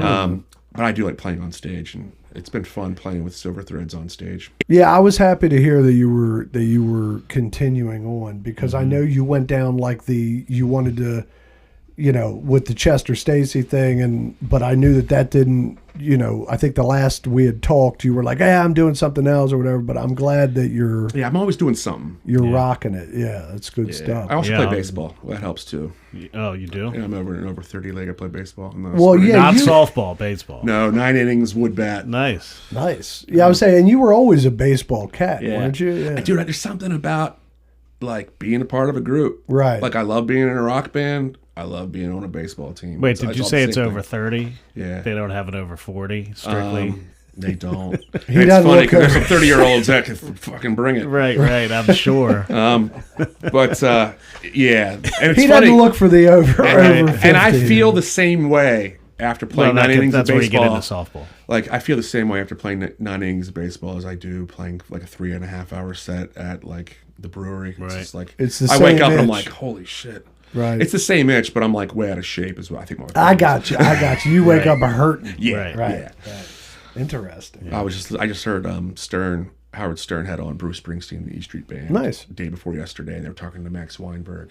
And he's like, is it true that after every set you go backstage and dip your hands in ice water like for like an hour? And he's like, yeah, I have to. Wow. Like Max Weinberg's had so many shoulder surgeries and hand surgeries. Really? Just from years of playing. And when you watch him, I saw Bruce Springsteen in 2009. They played, that was when, what's his name is still alive? The big Clarence. band. Clarence was still alive. It was like his second to last show, actually. Wow. It was Baltimore. Dude, they played for like 4 hours. I know, And that that's dude what I doesn't hear. play like this. He's like, he rocks for 3.5 hours. emotion, And he's yeah. not a young guy. No. It's just impressive as hell, but he's like paid for it. Well, that's the thing, is that like the working man, that's the thing, is like you can drum all night and it can be as easy as you want it to be, or you can put in. And True. if you put in, you're going to like, it's like he works like all night long. He's doing all kinds of swinging, all kinds of shit. The And I feel music like- calls for it. Yeah, exactly. That's the thing. It's like, Well, you can't half-ass if with I'm the playing in the balls. cover band, I'm playing Led Zeppelin. You can't play Led Zeppelin like this. Absolutely. And even in Silver Threads, there's some real rockers that we're doing where you just can't play them chill. You have to kind of rock them. And if the boss is in front of you the whole night going, guys, look, we're going 6 hours tonight. These good people paid their hard. It's like, what are you going to do? Yeah, I mean, right. what the hell can you do? You're going to give it your all. Right. Cool. But yeah, it was funny. So I've been playing piano for the last 2 years. And then just simply just rhythm, adding Right. texture. I'm not like fucking Billy Preston Right. or anything. And but I knew that I could add something to a band if I were to play piano. So as Silver Threads was going, I'm like, I've been playing piano, and when we recorded, we added some keys, and I'm like, let's find a drummer for this band. Right, And they were right. like, well, why would you want to replace yourself? And I'm like, well, I mean, if we can just find somebody that's good, it'll add. It's just the keys are going to add a lot. And in the back of my mind, I'm thinking it'll be awesome to play a fucking gig and not have to like lug a whole kit around. Right. But that's a whole other thing of playing keyboards now. Like with drums, it's an acoustic instrument. Right. I know how to troubleshoot a drum set. Right. When it comes to cables and electricity, it makes me nervous. Me too, man. So so that's a whole other learning curve. And then just learning how to play piano with other people. And I'm a huge band fan, and the band, those guys never stepped on each other's toes. They had a piano player, they had an organ player, guitar player, bass player, drummer. And you could hear everyone. Right. And no one. So that's a whole thing now. I've been learning on my own and bringing it to the band and like playing piano with other people. And it's a percussion instrument, so... Yeah, you definitely will be dice at it, baby. It's going to take some time, but it's going to be fun. And relinquishing some drum duties is actually fun. But I'm not going to give it up. I'm still going to play, like, I don't know, half the set list. No, I'm looking forward to seeing how you guys evolve. The MVP, if you will. You're the multiplayer of the group. Well, I try to be. I started out as a drummer, but I kind of don't look at myself as like a drummer these days. Well, that was my thing, is that growing up, it was Aaron Grove drums. That's all. And then after I got back from Florida, it was Aaron Grove, the songwriter, musician all around. Yeah. You know what I'm saying? And my buddy Neil, who's in Silver Threads, was definitely, he wrote for our band back in the day. And he was always really good. And he's really well read. His mom was a teacher at Westminster High School, and he just got a good vocabulary. And he always wrote a song. We had in Chester Stacey, we had a song called Ray Combs. Remember Ray Combs? Yeah. Ray Combs is the guy that took Richard Dawson's place on Family Feud, and he killed himself. Yeah, right. And we had a song called Ray Combs, and that's on the, I don't know if that's on the Westminster Life. That's on maybe one of the other albums, but we wrote a song called Patrick Hines. Remember Patrick Hines? Oh my God, dude! One of our best songs in our set was a song called Patrick Hines, and it was about being friends with Patrick Hines, who was our old buddy from the neighborhood. I just saw him a couple weeks ago. How is Patrick Hines doing great? Is he? Yeah, he's living in Connecticut. What a wild guy! His birthday's today. He's 51. Oh my God, dude! Happy birthday, dude! Patrick in Hines. The old neighborhood, it was Aaron Grove, Patrick Hines, the Grockies, the Balestas, me, and Eric Stride, and Mike Tyne. Yeah. Oh, we had some serious football games. Wow, dude. Rick Hines' family and my family got together one Christmas and bought laser tag for us. So we had laser tag. And then everyone in the neighborhood started getting laser tag. Yeah, and then this fucking guy shows up to the laser tag battle with this, it's like laser tag machine gun. Oh, yeah. And he had the vest and a helmet. And we were all remember it. We had like a gun with a belt with this thing that was hanging on it. I remember Rick Hines, or maybe it was Eric. One of them talked me into giving him the gun. And whoever was like against us, like I don't remember, because I couldn't shoot for shit. Like even though I suck at all that shit. Right. But whoever I gave it to was mowing motherfuckers down. It was like they had old painless. It almost ended up in a fist fight because like whoever it was like, this is bullshit. You can't, it's 100 hits in like 1 second, because it was like a pulse rifle. Yeah, I remember it. I remember it was everything about that. Believable. Man. You had a great house in the neighborhood. I always loved going to your house. I remember your dad had a Strat. Yeah, man. And was it red? Yeah, I remember that. Oh, that's awesome. I have that guitar. I just remember going over there and being like, oh, man, that's a real Stratocaster. Like, I've seen them in pictures. And you're like, don't touch it. Like, we're not allowed to touch it. I was like, okay, don't worry about it. Right. Yeah, man, I have that guitar. That's awesome. Yeah. Rob Balhoff, actually, love him, tried to get it fixed for me because, like, it doesn't work. Like the electronics? Yeah, like there's something electronically wrong with it, and he took it for a while and tried to fix it. Like, I don't think he didn't take it in, but he tried to, because he messed around with it, couldn't do anything with it. But where's he these days? He is doing good, man. He's in Pennsylvania. Yeah, the last time I talked to him, he was in Hanover. Yeah, he's his kids are grown. I believe like he's doing really good. Like he recorded me. One of my earliest recordings where I tracked by myself. I did it at his Rob's house. A good guy, dude. He did it all for free. And it was funny because he said, come over, bring your drums. I think I did drums first, which was weird. I record to a click track now, but back then I would write a song and then memorize it and then do the drums first. Right. So I could lay everything on top of sure. it. And I recorded 3 tunes at his place, and he did a good job. Yeah. I mean, it was like in the basement of Well, like a townhouse. He kind of like walked into that. Like I don't think that was, like he is a Renaissance man, and he was like, never a musician when we went to school. And all of a sudden, he kind of got the bug when he was, I guess, in his 20s or something. And he started playing, and then when I got back from Florida, he was like, "Man, I can't stop. I play every day. Do you want to jam?" Yeah. And then I started jamming with him and Adam Ornstein, if you remember. Yeah. Adam's a good guy. Yeah, great guy. And I haven't seen him in a while. and we played for a while, and then all of a sudden, Rob was like, "Hey, I got a whole bunch of equipment. I might start recording." Yeah. And I'm like, "Okay." Well, he also would put on. He would also put on like open mics at what's the Italian place in Hampstead? The H Bombs. I was in a band called Henry and the H Bombs with some dudes from Westminster. Henry Lessie. Giovanni's or something. I can't. Yeah, maybe it was. It's something. What It's is right it? on the way to. Now it's a tire Hanover. place. It's like Giovanni's or something. Yes. There was Like in the shopping center next to the big Walmart. yeah, Yeah, exactly. Giovanni's. I think you're Yeah. right. Yeah, because I think Bauhoff used to put on shows there every now. yeah he ran that place for a minute. Yeah. But he's doing good, man. He Do you came remember to see Henry a show. Lessie? Yeah, I do. Dude, Henry Lessie. And Paul yeah. Stevens and Brad Hook. I know Lessie's a badass bass player. So Henry Lessie is in Key West, and he lives there and plays there. And it's just so funny. He went to Key West, a dude from Westminster, and hooked up with a dude from Frederick, Mike Westcott. You ever heard him before? What a small world. Or that's not Mike Westcott; it's his brother.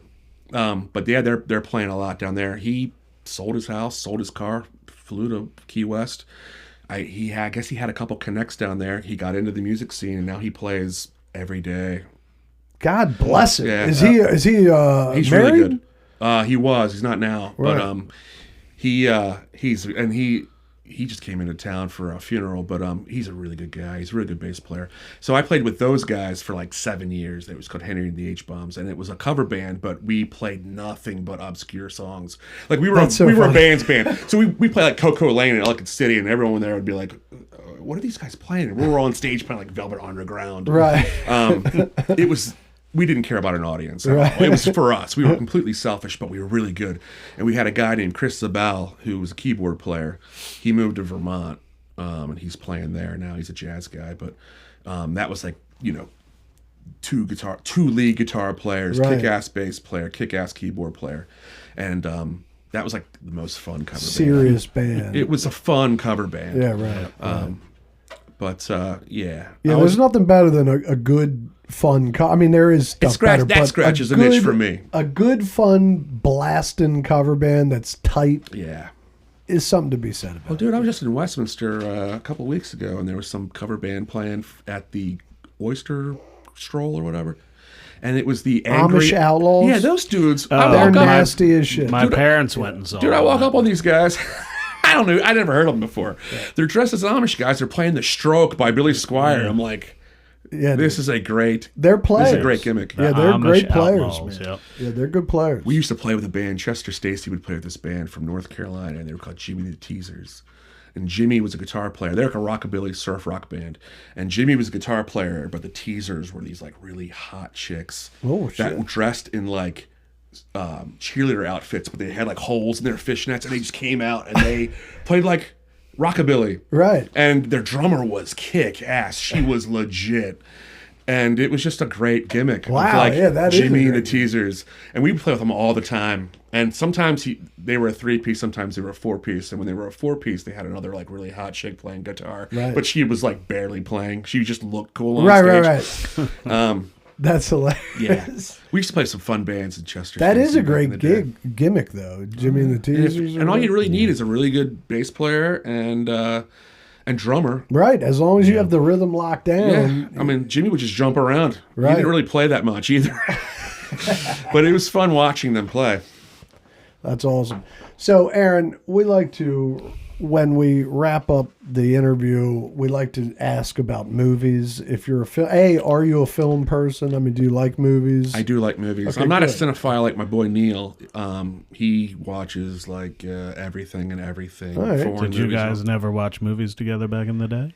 I don't think so because That was the age of Indiana Jones, though. Yeah. Now I will tell you, Yeah. my memory is Eric Stribe and Raiders of the Lost Ark. He watched every single day for like he told me, like I remember it was like he was like, you know, he was like, I got to tell you something, you know, and I'm like, what? And he's like, I've literally watched Raiders of the Lost Ark for 3.5 years straight every day or something. It was something shocking. I hope it's not every day. And I'm going, oh, I'm like, well, man, I'm like, I watched Back to the Future a lot. This is years ago, but I just remember he was like on a legendary run of rewatching Raiders. Like that's a great freaking movie, man. I know. Really talk about great use of music. Oh my God. I could sit and listen to any of those movies, like the soundtracks. Yeah. I used to have the Star Wars soundtrack when I was a kid. It was like a double album. I had on and it vinyl. was just the music and all, and like little scenes. You could hear like the audio from the movie. Right. I mean, I do have my favorite movies. Yeah. So give me what, like, if you could narrow it down to a top 3. Okay. Dr. Strangelove. I love Dr. Strangelove. Incredible. Stanley Kubrick movie. I think somebody just recently had that in their top 3. It's just very funny. prescient. Yeah. Like very relevant. Totally. But it's such a funny, I mean, you don't think of, what's his name? George C. Scott as a comedic actor. But He was movie, wily. Best. Oh, And that's a classic. And then Cool Hand Luke. Oh, that's a good one. Cool Hand Luke, I could watch over and over again. There's a lot of symbolism in it. The music in it is freaking great. The theme song from it, I just looked up recently. It's the guitar player for the Wrecking Crew did all that. is that right? Yeah. I didn't know that. Wow, that's... I love that movie. I love the soundtrack too. I love that Plastic Jesus song.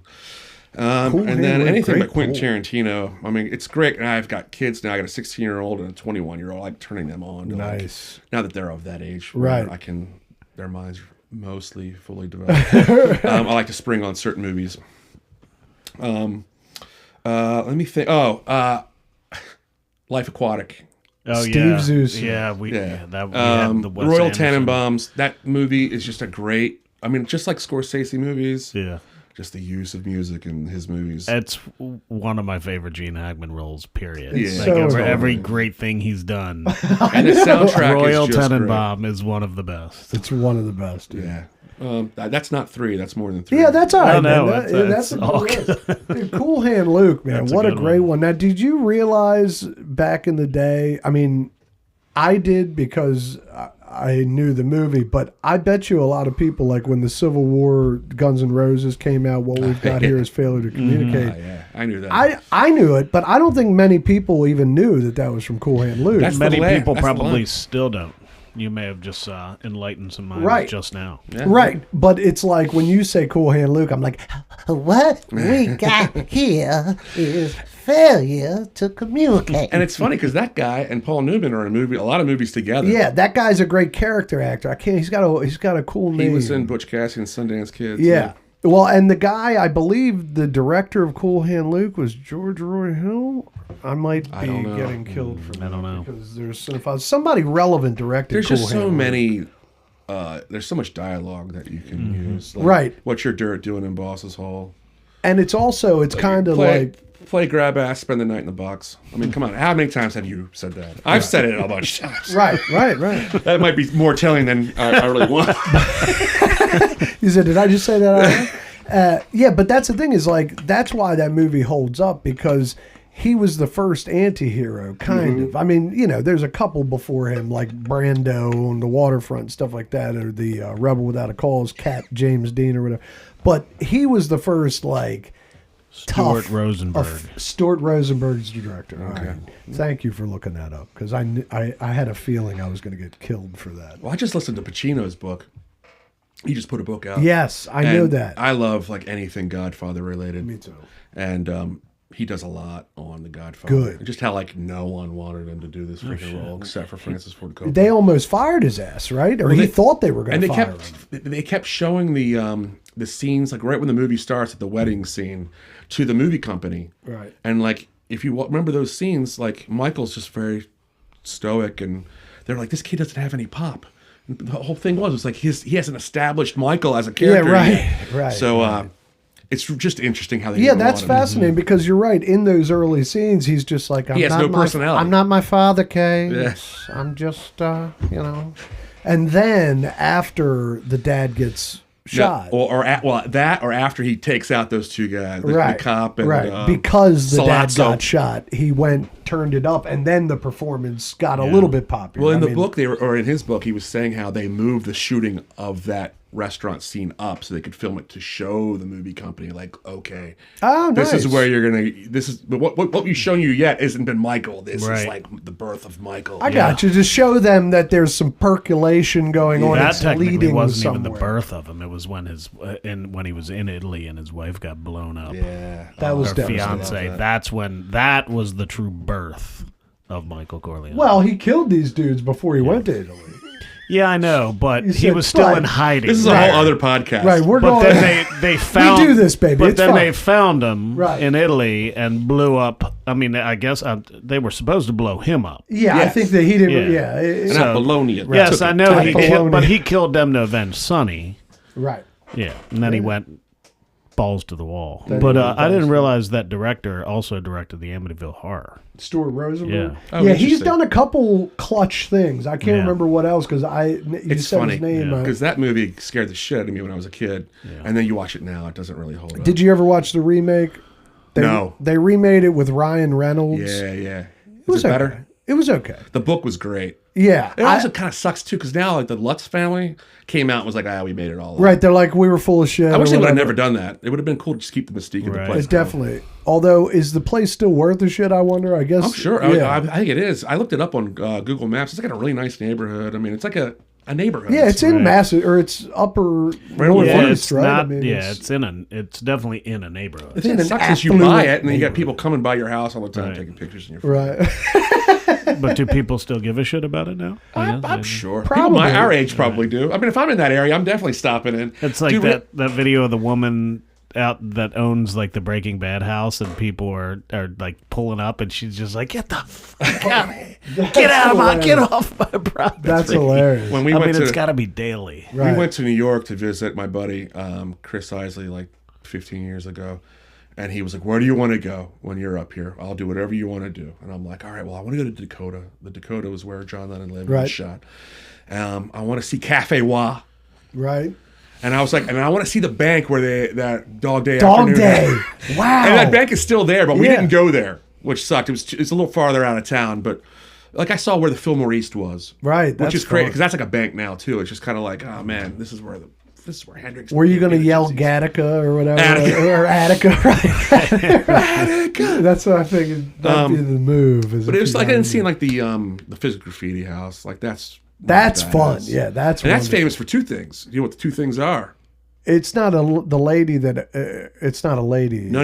Okay. So the building was the album cover for Right. Physical Graffiti, but the steps are the steps in the Waiting for a Friend video. No with shit. Jones. Oh, Now shit. that band Hard Quartet that I told you guys about, Right. Look, they have a song called Rio's Song. Look up the video for it. They basically do Waiting on a Friend frame by frame. Wow. It's freaking genius. And if you aren't familiar with the Waiting on a Friend video, It's it great. is 80s cheese, baby. Oh, it's it's wonderful great. stones. And I got another Great. piece Yeah. of trivia for you for that. So remember how Mick is sitting on the steps waiting for Keith, Right. Yes. and he's hanging with some dudes. One of those dudes is Peter Tosh.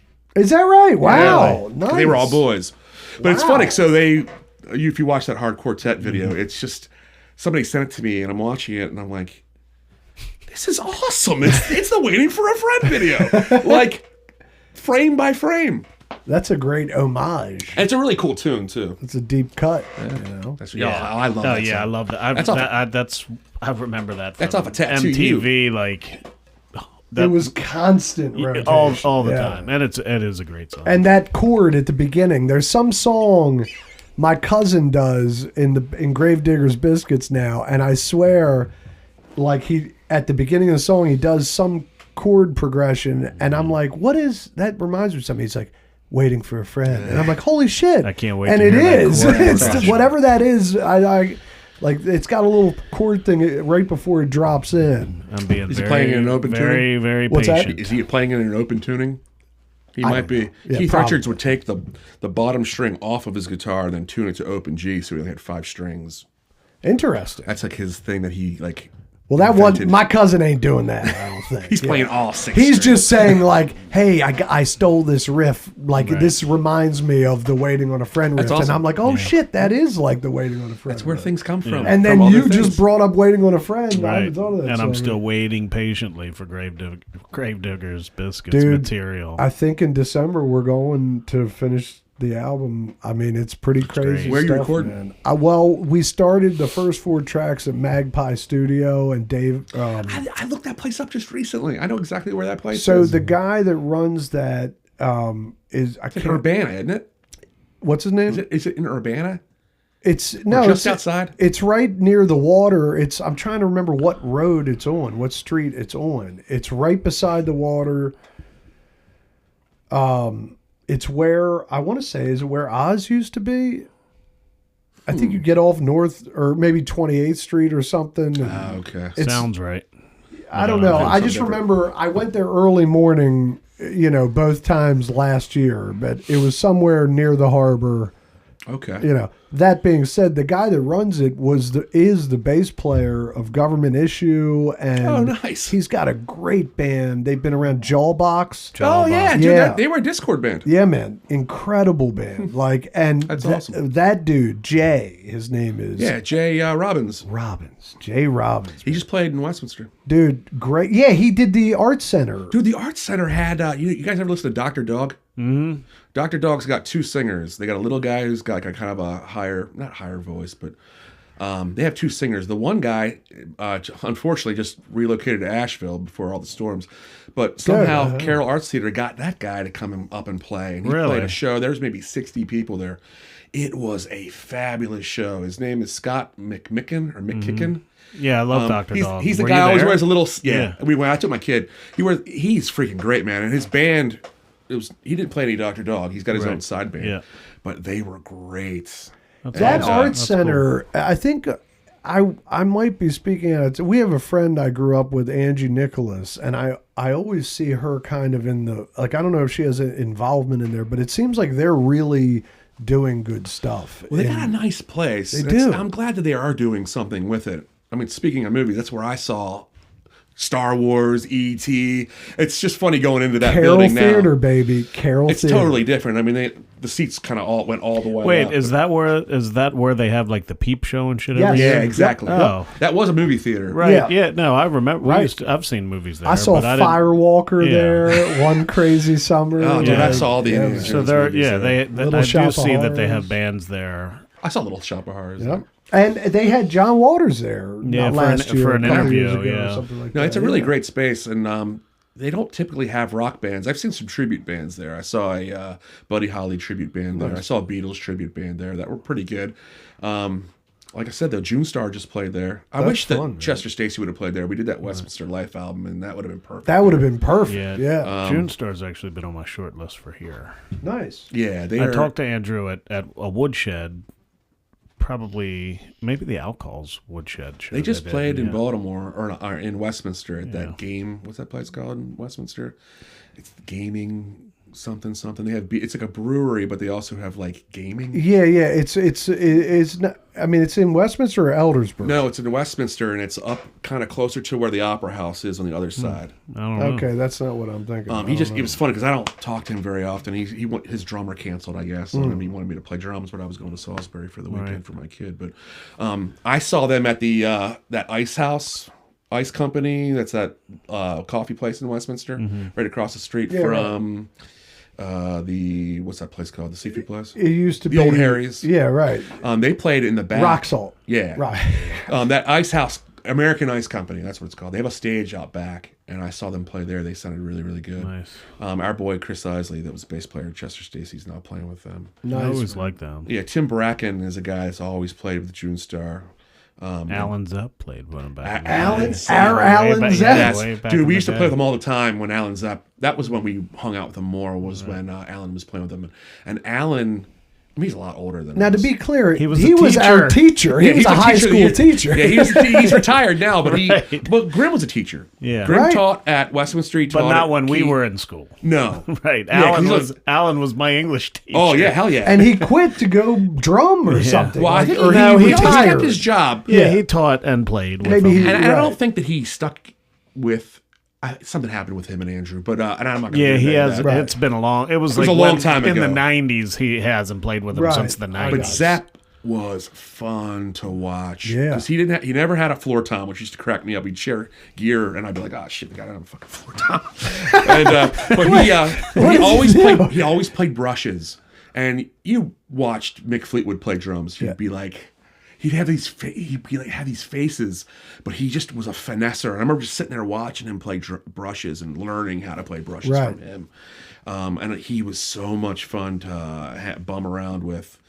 And then Chester Stacey, there were gigs where the rest of June Star couldn't play, and Andrew had a gig booked, and we played in Williamsport, Pennsylvania, at this place called the Bullfrog Tavern for the whole weekend.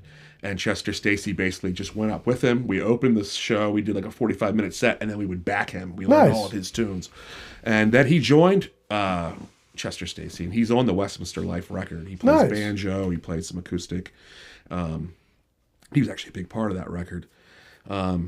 So yeah, it's cool to bump into him and still be in contact with him, just because he's been playing for so long. Right, man. You know, we all kind of we're all in the same circles, and now he's got our old bass player playing with him. It's kind of cool to go out and Awesome. see both of those dudes play. Right. Still, you know. Yeah, you guys are all lifers, and it's like, it's paying off here later in life. Is Well, that yeah. your life? Like, do you have a job? Do you have? I do have a job. You do. I would love to play. I have never been able to play full time. Never.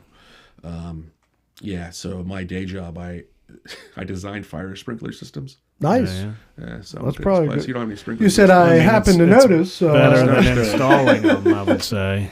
You won't. This would be a pain in the ass doing this place, Right.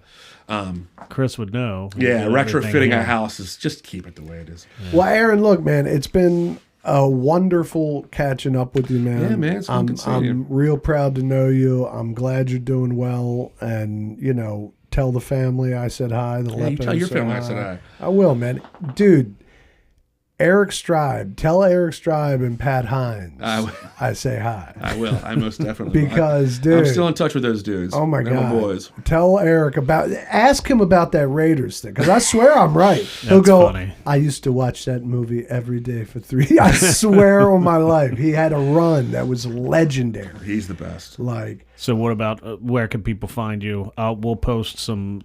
We'll get your schedule for Silver Threads and things like that. The one date. The yeah, one well, day- yeah. Give me your band We have an camp event calendar, information. and we need Yeah, something baby. on that date, so we'll put it on there. Well, we're in the process of, like I said, adding a new member and rehearsing with him and getting him up to par and actually getting me up to where I need to be as far as keyboards.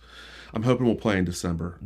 It's tentatively mid-December at Waverly Brewing. And where can they Do find you have Aaron social media Grove pages or songs? anything set up yet? Yeah, I've got a Bandcamp site for just my music, and Cool. I've got all my original stuff on there. Plus, I have like a little Neil Young tribute where I tracked out a bunch of Neil Young tunes, Nice. just for the fun of it. We'll plug that. We'll What's that we'll at? throw that up. Aaron Grove at Bandcamp. Bandcamp, yeah. And then Silver Threads, you can find our record. We recorded something, put it out this year. That's on all Spotify. It's on all the major Okay, streaming cool. services. Yep. Cool. Fun. And then I'm hoping we'll have something here soon again. I mean, we've doubled our set list and materials. So. Right. Yeah, and it's a that's work great. in progress. It's one of those things that once you put time in at the beginning, all of a sudden it'll start clicking, and all that work that you've been doing will start. Yeah, it's awesome. Well, we like had I the said, core- the show I saw was Yeah, well, he was great. Yeah, he was jockey. He was cool. like, Thanks, dude, man. those guys were fucking and that was slamming I it. didn't know you were the drummer. And at the it was time. before the dude told you that it was only their second gig Yeah, or yeah, something. yeah, Like, yeah. he was like, these guys are fucking great. And Yeah. then he was like, the guy told me it was only their Is our second gig. gig. you know? Yeah,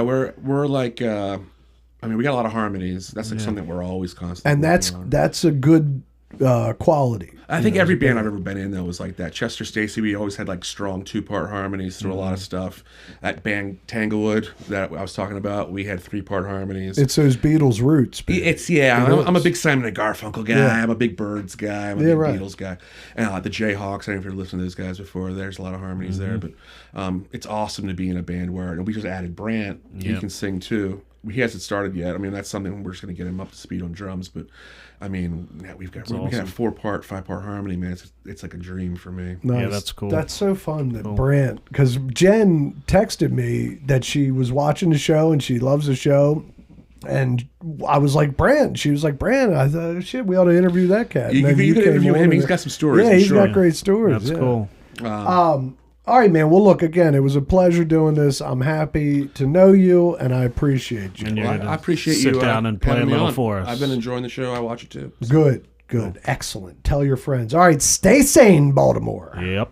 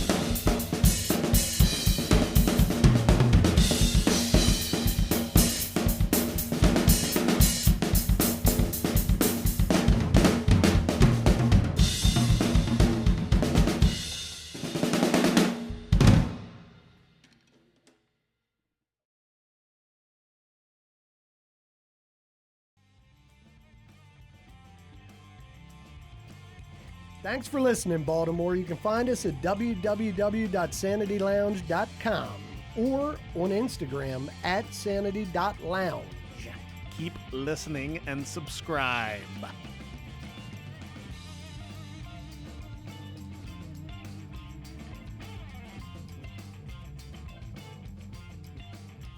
Stay sane, Baltimore.